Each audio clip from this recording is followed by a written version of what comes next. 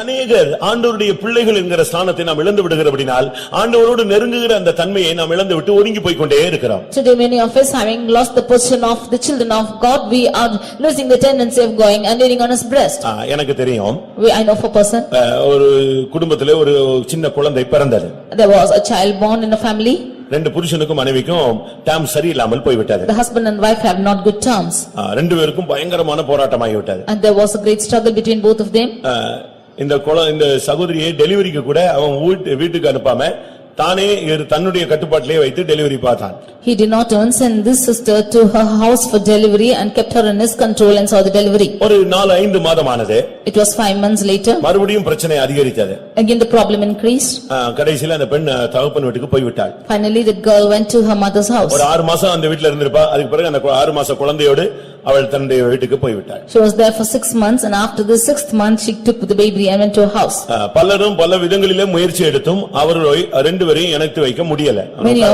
Many of them in spite of taking many efforts could not unite both of them. பலரும் பல விதங்களிலே முயற்சி எடுத்தார்கள். Many of them took many efforts in different angles. ஆனா எந்த விதமான முயற்சியும் பலிக்கவில்லை. ஒரு வருஷம் போச்சு, 2 வருஷம் போச்சு, 3 வருஷம் போச்சு, 3.5 வருஷம் போச்சு. அவன் ஒத்துக்கவே மாட்டேன்டான். அந்த பிள்ளை வேண்டாம், அந்த குழந்தையும் வேண்டாம். None of their efforts which they took did progress because it went to 1 year, 2 year and 3.5 years that boy refused to accept the girl. என்னைக்கு அந்த பையன் என்னைக்கு இருந்தாலும் என் பிள்ளை தான், அவனை நான் போய் தூக்கிட்டு வரணும்னா தூக்கிட்டு வந்துருவேன்னு சொன்னான். Any day it is my child, if I want to carry I will go take him away. அவனா வரட்டும் இல்லட்ட அவளா வரட்டும்னு சொல்லிருந்தான். He said that but I do not want her. திரும்ப ஒரு நாள் நான் இருக்கும் பொழுது ஒரு விசை பேச்சுவார்த்தை நடந்தது. But when I was there was again a talk with us. அந்த பேச்சுவார்த்தையில அவன் பயங்கர ரஃப்பா ஹேண்டில் பண்ணான். In that conversation he began to deal very roughly. அந்த பெண்ணோட தகப்பன்லாம் வந்திருக்கும் பொழுது அவங்கள ரொம்ப அசிங்கப்படுத்தினான். In front of the parents of that girl he criticized them more. நான் சொன்னேன், I said, ஒப்புரவாகாத பட்சத்துல உன் வீட்ல இனிமே வர்றதே இல்ல போன்னு சொல்லிட்டேன். Unless you reconcile I will never come back to your house. நான் போனேன், வீட்டு வாசல்ல நின்னேன். காம்ப்ரமைஸ் ஆயிச்சான்னு கேட்டேன். இல்ல நான் சொன்னேன், அப்படி ஒரு வீட்டுக்கு நான் ஒரு ஊழியக்காரனா நான் ஜெபிக்க விருப்பப்படல, நீ என்னத்தையா பண்ணி தொலைஞ்சிட்டு போன்னு நான் புறப்பட்டேன். I went and stood on the doorstep and asked if he had reconciled. He said no, and if I be a worker like this I will not come into your house. I said you do what you want. வாழ தெரியாதவனுக்கு நான் பிரசங்கம் பண்ணி என்ன பிரயோஜனம்? What is the use of me preaching to the one who is not knowing how to live? மன்னிக்க தெரியாதவனுக்கு பிரசங்கம் பண்ணி என்ன பிரயோஜனம்? What is the use of me preaching to the one who is not able to forgive? மனைவியை மன்னித்து ஏற்றுக்கொண்டு குழந்தையோடு வாழ தெரியாதவனுக்கு எதுக்கு வாழ்க்கை? One who is not forgiving his wife and accepting and living with the child, what is their life? நான் போறேன்னு சொன்ன உடனே கடைசில சரி வாங்க ஜெபம் பண்ணுங்க, நான் சரி ஏத்துக்கறேன்னு சொல்ல வந்தேன். When I said I'm going, finally he said okay you come and pray, I will accept her. ஒரு குறிக்கப்பட்ட தேதியில ரெண்டு பேரும் சந்திக்கிறதாக முடிவு பண்ணோம். On a particular day they were decided to meet each other. கரெக்ட்டா அந்த பெண்ணும் அந்த குழந்தையும் அவங்க மாமனார் மாமியார் எல்லாரும் வந்துட்டாங்க. Rightly that girl, that baby and the mother-in-law and father-in-law came. இவன் ரயில்வே ஸ்டேஷன்ல போய் கூப்பிட போவான்னு பார்த்தா போகவே இல்ல. They expected him to go and call in the railway station, he did not go. வேற வழி இல்லாம அக்செப்ட் பண்ணிருக்கானே தவிர இருதயம் அவனுக்கு ஒத்து போல. It was with no other go that he accepted, but his heart did not accept. கடைசியாக finally அவங்க faith home சேர்ந்தாங்க. They came to the faith home. திரும்ப நான் கூப்பிட்டு போனேன். Again I called them back. அவன் போனா அப்பதான் எழும்பி முகம் கழுவிட்டு வெளியே வர போறான். And when I went he washed his face and was coming to out. ஆல் ஜெய்ஜாண்டிகா இருப்பான், என்னை விட ஹைட் வெயிட்டா இருப்பான். He will be gigantic, very tall and stout. இது ஒரு கோழி குஞ்சு மாதிரி இருக்கும். And she will be like a hen. அவன் சரியான ஹைட் வெயிட், இது ஒரு ஷார்ட். எங்க இருந்து பிடிச்சிட்டு வந்தாங்கன்னு இப்படி தெரியல. He was fully stout and she was very short. பாவம், அது அச்சனா ஒரே அடியில செத்தே போயிடாது. If he should beat in one beating she should die. இப்ப மாமனார் மாமியார் வராண்டால உட்கார்ந்துட்டாங்க.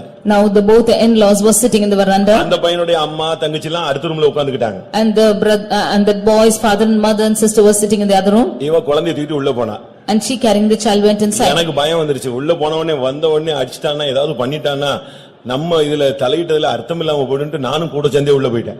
I too was afraid, thinking that if he should be that girl, if when she goes inside then there will be a problem in saying so. I went inside. இப்ப பையன் 3.5 வயசு பையன். Now that boy was 3.5 years. 6 மாசத்துல தூக்கிட்டு போயிருக்கா. She carried him when he was 6 months. இப்ப 3.5 வயசு 3 வருஷம் கழிச்சு வர்றா. 4 வயசு பையன் அவன். Now after 3.5 years she is coming and he is now 4 years. இப்ப அவனை தூக்கிட்டு இவ உள்ள போறா. Now carrying the child she went inside. அவன் முகம் கழுவிட்டு அப்படி வெளியே வந்தான். He washing his face came out. அந்த நானு அவ குழந்தை அவன் 4 பேர் தான் நிக்கிறோம். In that situation, she, the child and he and I was standing there. இவ வந்து அவனுக்கு விஷ் பண்ணா. She wished him.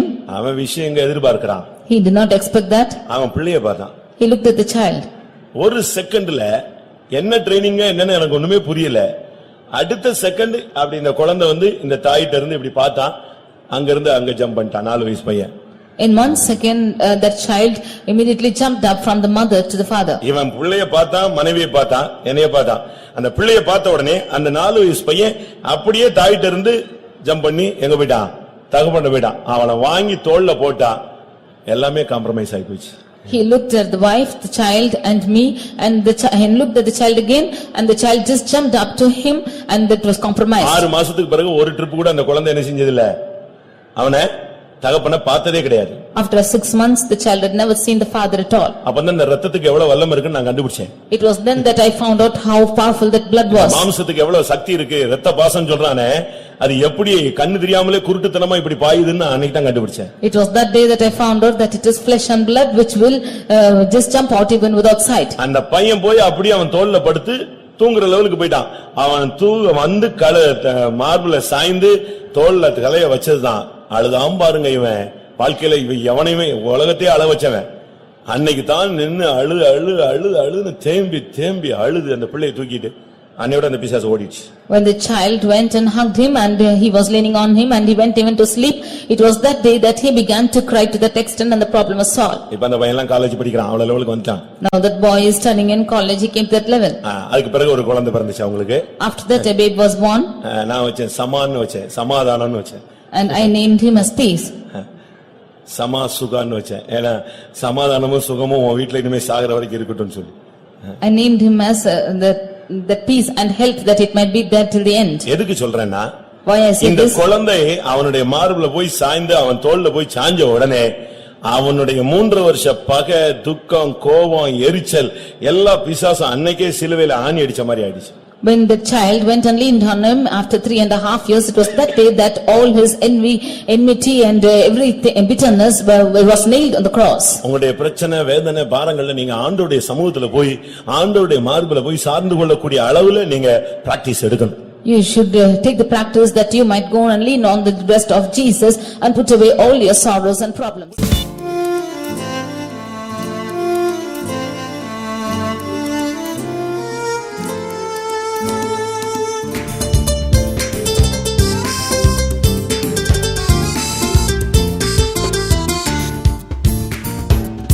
தந்தை போல் சுமந்தவரே, தாயின் கருவினில் காத்தவரே, தந்தை போல் சுமந்தவரே, தாயின் கருவினில் காத்தவரே, உம்மாலாகாத காரியம் ஒன்றுமில்லை, உம்மாலாகாத காரியம் ஒன்றுமில்லை, உம்மை நம்பினோர் வெற்றியே போனதில்லை, உம்மை நம்பினோர் வெற்றியே போனதில்லை. அதிசயமான தேவனே, ஆலோசனை தரும் கர்த்தரே, அதிசயமான